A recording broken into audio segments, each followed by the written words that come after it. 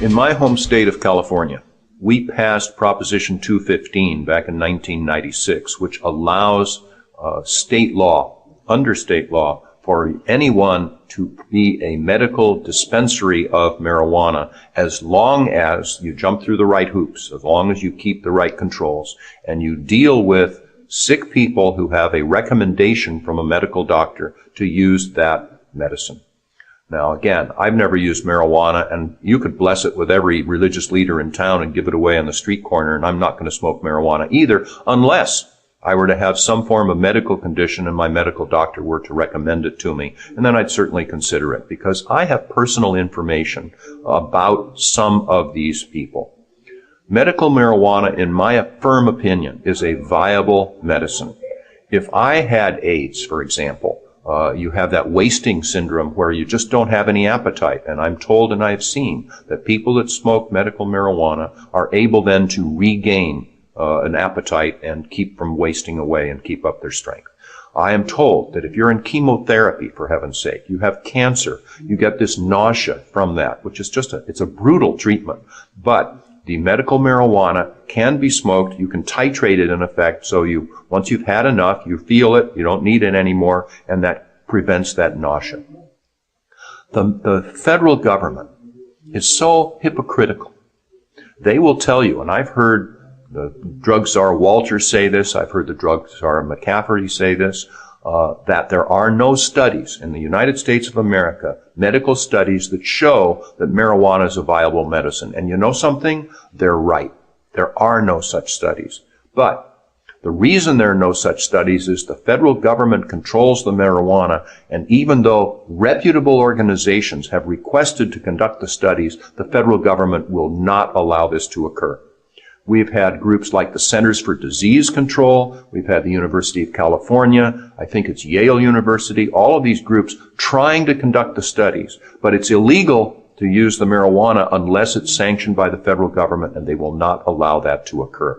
So it's beyond hypocrisy to make those sorts of statements. It's beyond hypocrisy not to allow the medical examinations to take place. It's more like chutzpah from my standpoint. I was one time in Marin County in Northern California. Went to one of these medical marijuana facilities that had the blessing and the accompanying assistance of state government, of the local counties and cities. So it was all in conjunction with the local authorities. And I was just visiting, and I saw one man, he's probably in his 40s, standing in line to get his medicines. And I said, "Why are you here? What is your experience?" And he looked at me, and I was introduced to him. He said, "Well, Judge Gray, let me tell you. About 10 years ago, I was involved in a really serious motorcycle accident and did severe damage to my spinal cord. So my medical doctors pumped me full of narcotics, and I was in a haze most of the time, and I was also getting seizures for about 3 or 4 per day under the narcotics. A friend of mine told me about 6 months ago about medical marijuana. I went to a medical doctor, I got that recommendation, and now I'm here taking my medicine. I have weaned myself off narcotics completely. And I'm only getting about 1 or 2 seizures every 4 or 5 days instead of what I had before. So I'm pretty much able again to live a normal life." Now wait a minute, what's going on here? Isn't it better? Wouldn't everyone agree that it's better to smoke marijuana than to take some form of narcotics? With regard to marijuana, there's another issue that really must be addressed.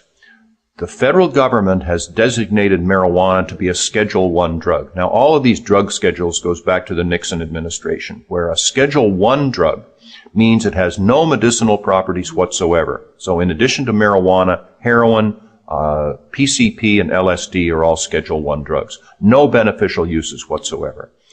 On the other hand, the federal government has allowed people to use Marinol. Now, Marinol is a synthetic marijuana. How can Marinol have viable medicinal properties where the genuine plant does not? Well, that's an answer that, of course, no one can give a responsive answer to. So I say, why would this occur? Well, you cannot patent a plant. So The pharmaceutical industry cannot make any money at all with regard to medical marijuana, but they can make money with regard to the synthetic, to the Marinol. So that is in a lot of ways why they have gotten this through the federal government, and the federal government in a hypocritical fashion has said, well, Marinol is viable and the regular marijuana is not.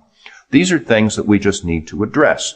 The President of the United States could and should redelegate the person who could make the decision as to which drug should be on which schedule away from a police officer, because today it's the head of the DEA that makes that determination, and to a medical professional. Why not the Surgeon General?